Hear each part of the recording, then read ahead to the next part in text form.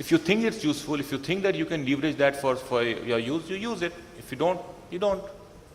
So I think it's a matter of how you use it and what you use it for. I think options exist. And at the end of it, I think that's what I'm going to be talking about it. It's, you know, it's a different way of thinking that's going to be important. So we have a different way of looking at things is going to be important. Technology will come, and technology has come in every age, and every time new technology comes, the same questions are asked. But at the end of it, we master it and move on and wait for the next technology to hit us. That's my take on it. So can you take us through the impact of that this technology and network will have in our organizational culture? So taking off from here, I'm reminded of my own social network journey, and I'll divide it into 3 phases: good, bad, and ugly. The good phase was when I joined Facebook and I joined LinkedIn. Met with a lot of friends who, it was good to know and able to meet and chat with them every day on Facebook and LinkedIn, etc. Found friends who are not connected for a long period of time, relatives who have never met, etc. You know how the earlier excitement was. Then my teenage children joined Facebook, and it was fantastic, so I could keep tabs on them, where they are going, what they are thinking of. So it was the good phase. Okay, then the bad phase started. Number of requests grew. The news feed was so long. I completely empathize with you. The emails were full of these kind of messages. My real messages were getting lost. And the final straw was when my mother joined Facebook. And then the bad phase was on. And if I thought that was bad and that continued for a while, a month ago, I can positively say the ugly phase has started. Because about a month ago, guess who joined my Facebook? My mother-in-law. It's truly the ugly stage of social networking. So thanks so much. I think you guys have set it up quite well for me. But what I'll be doing is 2 things slightly differently. One is the fact that a lot of talk has happened now in the area of recruitment. I'd like to broaden it a bit and look at all of HR and other parts of HR as well. Because of lack of time, I'll try and focus on more macro issues rather than micro issues, so that there is a perspective that's built in the completeness that gets done. So what I did was, I was looking at when Esther and we all shared emails, and we got a brief of what we're looking at. I tried to see what is really happening with the advent of technology and networks. What is happening to different parts of HR? And I broke it up into 3 simple parts: hiring, training, and managing, just for simplicity. So, and I was trying to think what's happening there. So in hiring, as my friends have just mentioned here, there were 2 big areas where it got impacted. One was sourcing, and the other was referentials or references, that whole area. And I was thinking, what kind of impact will that have on an organization going, let's say, 3, 5, 10 years hence? I think we can already start seeing some of those signs now. What's happened is now every single employee is a spokesperson. When I joined the industry, we used to have a corporate communications department. Anything to do with the external world was to be done through that person. You could not talk to anybody without having an approval from that department. But now everybody is all the time available. So therefore, we have to, as HR, make everybody an ambassador of the organization. And therefore, the communication that needs to go to him or her, the kind of messaging that has to go, the understanding that that person will have to have will be the same as the CEO has maybe. Or at least parts of it will be identical.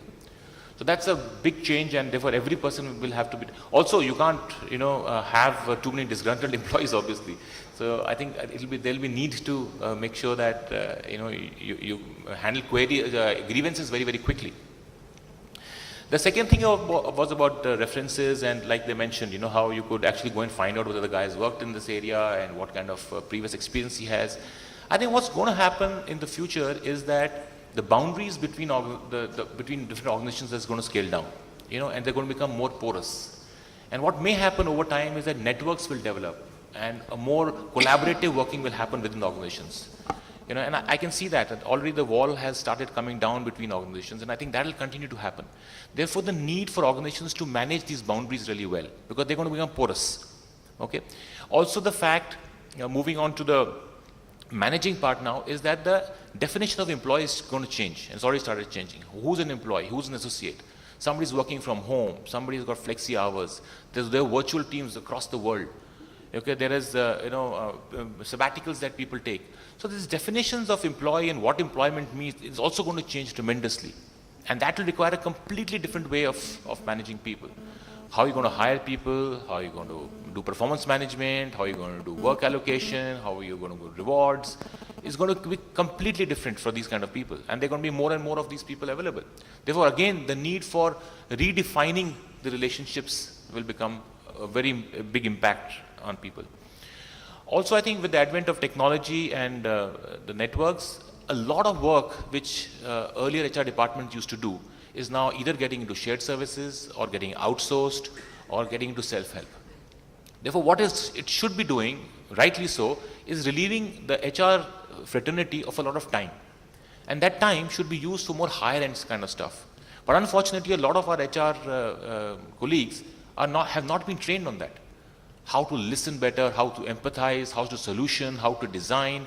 The higher level skills will be required, and that is going to be a big change that the organizations are already demanding. And I work with so many organizations, fantastic, ability of people, but so many people are so stuck in their old ways of working and old ways of thinking that it's causing a problem in the HR teams somewhere, someplace more, someplace less. The third area is the training area, and I think that also needs a big change because the concept of the concept that people get new skills and new learnings only sitting in a classroom has been long proven to be ineffective, and we have talked about it, but things are just not changing. But the fact that so much stuff is available online, so many communities exist where you can learn from, and Apna Circle, Times Job, I'm sure all of these, they have fantastic communities where learning can happen. Resources available on tap. You go and suppose anybody wants to do a course on time management, I'm sure there are at least 10,000 courses available on net for free. You want to go and understand something about networks, you want to go something about anything. There are tens of thousands. So resources, learning material is no longer important to create. What's going to be more important is how you design it. How you design learning journeys, how you get people to learn from real life, how you get people to learn from communities and networks, how do you design a way that people can learn. That's going to be extremely important. So all this, what it really means is that the organizations have to be redesigned in the future. Okay, and there are going to be three big elements of that. I'm just summarizing what I said. One is going to be the structure. I think structures will change in terms of definition of employees and also the role that leaders and HR is going to play in the future. They have to be changed right now, and we're already getting late about it. The second thing is about policies. Policies will have to be far more flexible. We'll have to rethink them completely, whether it is managing work, whether it is employee engagement, rewards, whatever it is. We need to really throw away our old policies and try and look at what new has to be done. And the third, and I think the most critical thing that needs to be done is to create a new culture. And as HR folks, I think it is at our doorsteps that the problem lies, along with the leaders, is to create new cultures. And the culture that has to be created has to enable and embrace what is happening in reality in terms of technology and the network. And I think we'll have to start giving away more and more ownership, more and more power, more and more self-directional stuff to all employees. They'll have to be able to manage things better.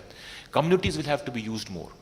So what's going to happen is as people are becoming looser and going further away, we have to have something which holds them together. Policies will not hold them together. Structures will not hold them together because they're going to be redefined. And what's going to hold them together, the glue that's going to put the organizations together is culture. And that is a lever which is not being utilized enough by organizations. And their technology and networks can actually help us and enable us to create that culture. And that, I think, is the future of how HR is going to move ahead and the design of the organization is going to change. Thank you.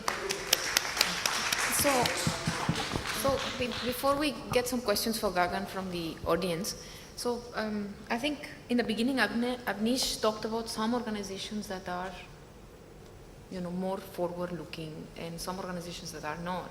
So how do you transform culture to embrace and trust people?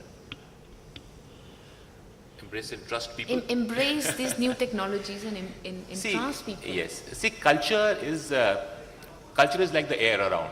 It's not something which you can define, you can put into place, and you can grasp it in your hand. It's just there. It exists. It is a resultant of many things that you do.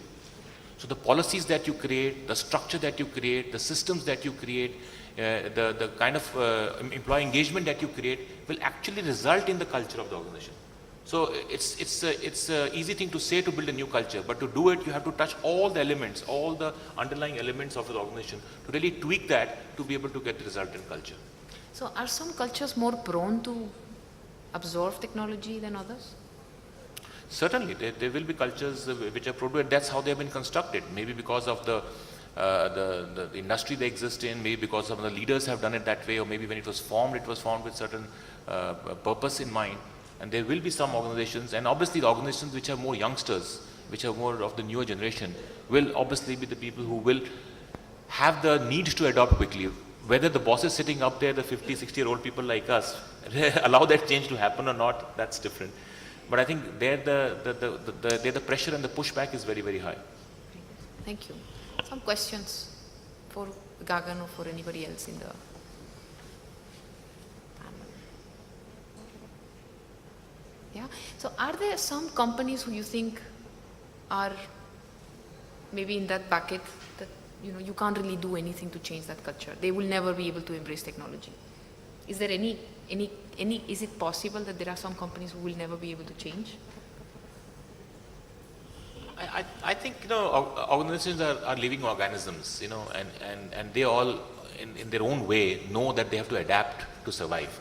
Some will do it faster, some will do it slower, some will do it willingly, some will have to kick and push them into doing it. But at the end of it, I think every organization which is going to survive will need to adapt itself, because this is the reality. And some are doing a much better proactive job at it, and some are screaming and kicking and avoiding getting there. So any examples from your clients on how you've seen organizations evolve their culture to adapt to technology, to adapt to social networking? Any success stories? For time job, I have one. Right? I'm asking him a lot of questions. For time job, I have. Okay. When we started our company, I'm an old guy. So Ashutosh and I don't take portals. We'll do headhunting. Fine. But one gentleman from timesjob.com used to pursue us every day. Please buy this product. Please buy our services. As to always, convince him we don't need it. Finally, he succeeded to sell us the Times job, and our company really grew up pretty fast after that. Then we started an office in Bombay also. I would like to thank Avnish, Times Job for that. Technology really helped us. You represent in the company, Yeah. so Thank you embrace. so much. So thank And you. I should thank you.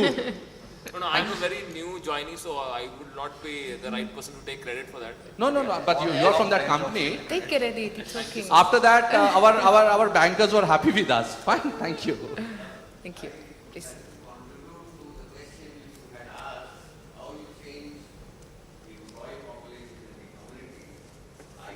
Essentially represent today nothing, honestly, and nothing in HR anymore. I have worked 2 years into HR and one of the major telecom companies. We changed the looks around in this community. There was a time when husband would walk a couple of kilometers, feet away from the wife with the mobile phone, which was 70,000 rupees and 60,000 rupees. I come from that community, and we built up our employees from scratch. The project was that time known as SR Cell Phone. I come from that company, honestly. And then I've been all along into the telecom fraternity and community. I'm a HR man by core. Without getting into my background, what I'm saying is we not only change the culture of the people, how to carry the phone, how not to disrespect their family members and their close and loved ones, how to actually use this small device of not creating a lot of problems into the various meetings, conferences and so forth and so on, where people get disturbed unnecessarily and meetings break because of that. And we brought in employees who would make this change into the community and the employee community itself to adapt to this technology and change. So that is an example. Airtel launched 6 months earlier to us, and we launched 6 months thereafter. I'm talking about 1997. So that was probably one change in this country. where no Swiss CEOs could actually help us direct that change. We did it on our own. Thank you. Great. Thank you. Answering your question, I've just thought of a couple of examples where companies are doing stuff. There's an IT company, not my client, but I've heard that they did a good job of it. So when they went and did campus recruitment a couple of years ago, there's always a fear that people who you give offer to, especially in premier campuses, they don't join, and there was a big fear that that's going to happen, and numbers are there. So they engaged with those people right from the offer stage on social media, whether it was Twitter or I don't remember the exact tool they used, whichever platform they used, but they engaged with them right there and then. And during the time period between offer and actual joining date, they actually formed a group. They had lots of things happening, people coming in and giving inputs, etc., etc. So not only did they ensure that the attrition between offer and the joining was reduced to a minimal, I think it was 0 that year. People were pre-inducted into the organization. So even before they joined, they were inducted into the policy, the culture, the way of doing stuff. And I think it was brilliantly used. Okay. The second example that I can think of is that we recently did a series of workshops, I think maybe 50, 60 workshops that we did for Amex. Because Amex has realized that the people who are joining Amex right now are from the new generation, especially the new hires. And their way of thinking and their way of doing stuff is so different from the way the top management or the senior management is looking at it. It's almost as if that's the parents' generation and this is the kids' generation. And we know what happens when you have young kids in the house. So that same